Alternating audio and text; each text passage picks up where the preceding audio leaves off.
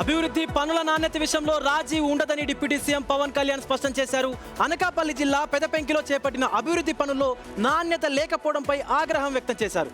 కాంట్రాక్టర్పై చర్యలు తీసుకోవాలని ఆదేశించారు డిప్యూటీ సీఎం.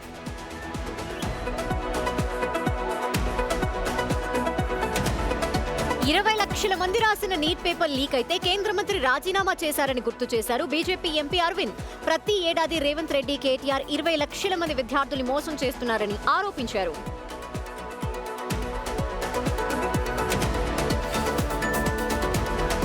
సీఎం చంద్రబాబుకు 37 పేజీల లేఖ రాశారు వైసీపీ నేత వల్లభనేని వంశీ. రైతుల సంతకాలతో కూడిన లెటర్లో పలు రైతు సమస్యలను ప్రస్తావించారు. Polavaram right main canal lift irrigation కు విద్యుత్తు నిలిపివేశారని, దీంతో వేలాది మంది రైతులు ఇబ్బందులు పడుతున్నారని చెప్పారు ఆయన.